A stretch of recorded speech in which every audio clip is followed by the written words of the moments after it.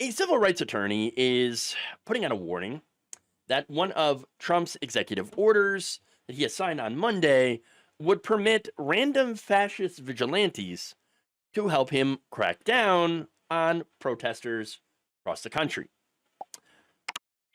Wow. Now, that order directs Secretary of Defense Pete Hegseth to ensure that each state's National Guard is equipped to assist federal, state, and local law enforcement in quelling civil disturbances and ensure public safety. So you might think, okay, well, what's the problem there? Well, there's a lot of problems, okay, with this. For one, it does so by creating an online portal for Americans with law enforcement or other relevant backgrounds on a perhaps military or experience, and to be able to sign up to be what is essentially a brown shirt. I kid you not. So these citizens can come and sign up for this online and then be deputized by agency heads to enforce federal law. Oh, now Alec Karakatsanis, the executive director of the Civil Rights Corps, described this as basically an online portal to permit random fascist vigilantes to join with soldiers. He added that this is one of the scariest things that I've seen in US politics in my adult life. Yeah. I mean, what else can you call it than the Trump brown shirts? Okay, but instead of brown shirts, I guess they're going to have red hats or face masks or something. I don't know. Now, earlier this month, the Washington Post reported on an internal memo discussing the creation of this quick reaction force, which outlined its objectives in clear detail, calling for 600 National Guard troops to be on standby at all times so they could deploy in as little as 1 hour to American cities facing protest or other unrest. I mean, note that it's like protest. They're going to criminalize protest. I mean, that's really, really bad.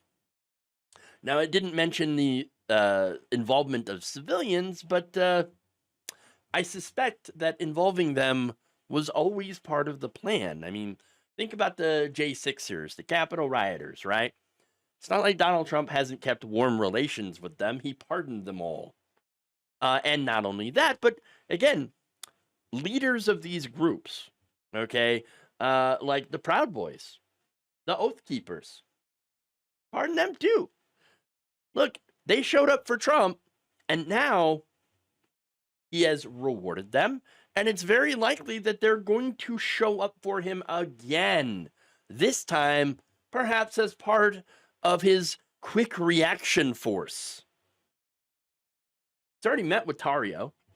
He's already met with Stuart Rhodes, who had previously suggested after his pardon that they could help Trump in doing retribution upon his enemies. And there you go.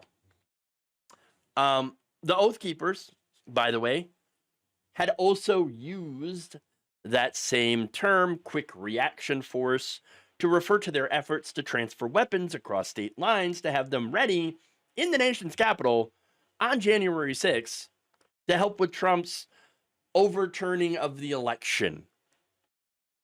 So, look, I think they can't wait for the chance to treat anti-Trump protesters the way that they were treated by police.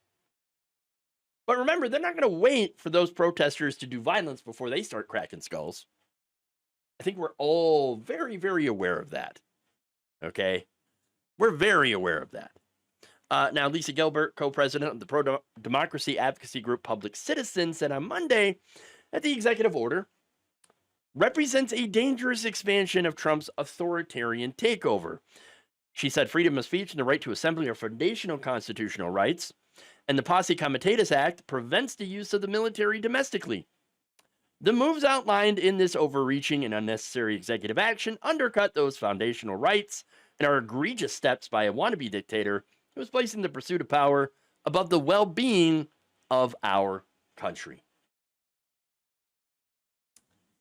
And in the Atlantic, technology reporter Ali Braylon noted that members of the Proud Boys he'd been monitoring, quote, seemed to be particularly pleased by the government's exciting new career opportunity. Yes, to join the brownshirts. Look, you have more. Jesse Rabinowitz of the DC-based National Homeless Law Center went on to describe what the DC takeover actually looks like on X. He said, quote, there are full-on police checkpoints most nights. Every day, multiple friends see ICE kidnapping people off the streets. Daycares are scared to have kids go on walks due to the actions of ICE, which again, they're out there racially profiling people and arresting them just for being brown. That's it. Whether or not they're American citizens. Okay, and again, a lot of American citizens have been arrested by ICE. Some have been deported. Or exiled, I should say. We're talking children here. Okay, now, according to research by, funny enough, the Libertarian Cato Institute, okay, they published research earlier this month showing that 1 in 5 people arrested by ICE have been Latinos with no criminal past or removal orders against them from the government. Even they're calling this, quote, a telltale sign of illegal racial profiling. Yeah, that's exactly what it is. Now, Karakatsanis warns that through the latest order, Trump is basically creating a vigilante portal where anyone can sign up to be a brown shirt to brutalize poor people, immigrants, people of color, and anyone else who might dare to, say, go to a protest. That sounds pretty authoritarian. And again, you know, they're going after homeless people for being homeless, for being poor, okay? And again, going after immigrants, as I already mentioned. And so this guy, he says, look, there should be a nonstop emergency news alert. But instead, mainstream media, mainstream news, and Democrats barely mention it. I think that right there, that's one of the biggest issues we have aside from this obvious fascism. Look, Democrats are afraid to talk about it outside of their vague talking points about democracy. Why would that be? Well, apparently it doesn't poll well enough. What? Yeah, no, seriously. Blue Rose Research. I don't know if you've heard of that. It is a firm led by David Shore. Okay, it was very big in the Democratic Party, Democratic politics. It's one of those consultants, right? Now, his firm produced a memo earlier this month, which looked into the effectiveness of messages related to Trump's DC takeover. And look, apparently those messages were not effective. He then advised, as a result, that Democrats should message on something else. They said that Trump's rising authoritarianism, that's the messages around that are very highly unconvincing. Okay. Now, what messages did work? Well, messages saying that Trump is trying to distract people from his tariffs and the Medicaid cuts were more effective for these people that were tested, right? He also said that Republican messaging about how Trump is clamping down on gang violence was testing through the roof. Oh. Now remember, this is the same company that worked on behalf of electing Kamala Harris and had failed. Their advice was to travel around with Liz Cheney and billionaires, okay, and talk about how, you know, just give out very vague messages about how we're fighting for democracy. Okay. Hey, as much as I like the idea of protecting democracy, perhaps you should also give specifics on healthcare, universal healthcare. I don't. She didn't really talk about that during the campaign, uh, and so it didn't really. It wasn't really all that effective. Okay, now Blue Rose, of course, has worked with much of the Democratic Party establishment.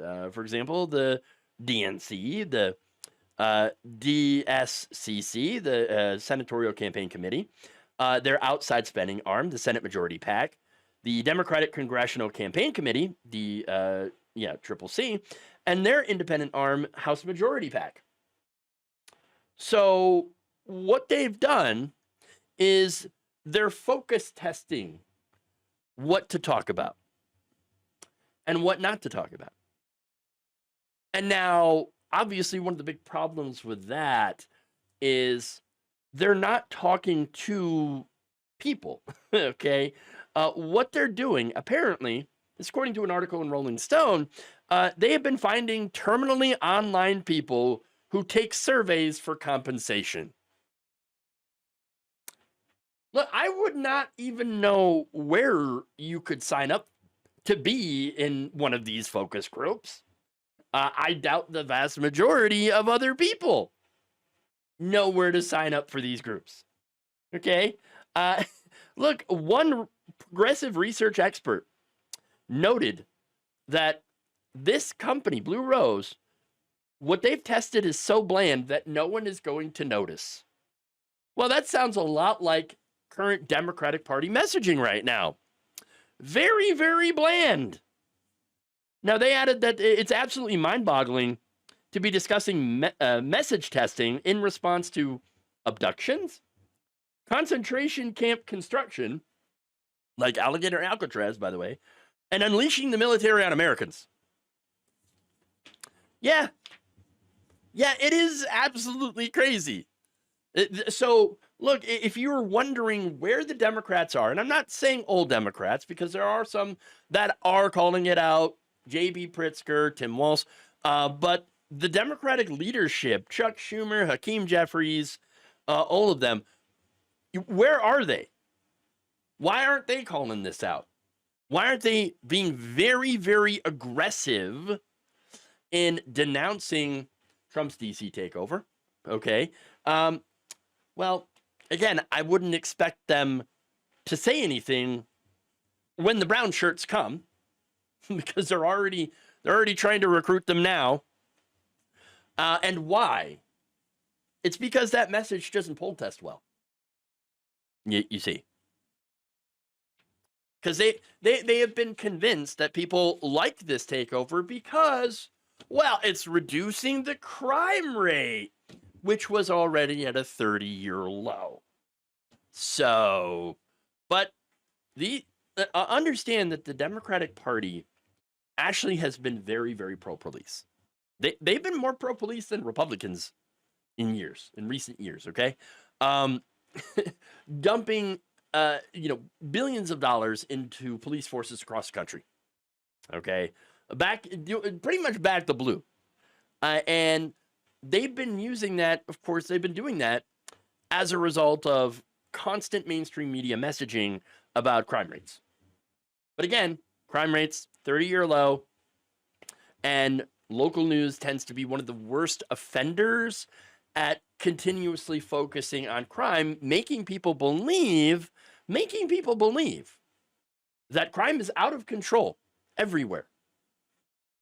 And so, well, now they kind of stuck themselves into a corner because they can't criticize Trump's DC takeover because it doesn't poll well, and doesn't poll well because they've allowed this right-wing media talking point of crime is out of control to permeate all across the country,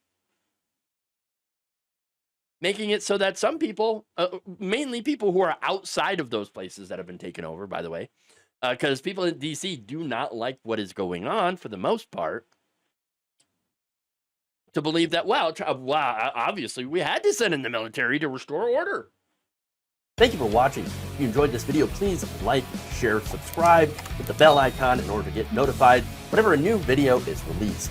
And if you want to support independent, progressive media through this difficult time where it seems like everybody is shutting down, you can become a member on our YouTube page, you can become a subscriber on Facebook, or you can go to my Patreon. It's patreon.com/Jeff Waldorf. Thank you.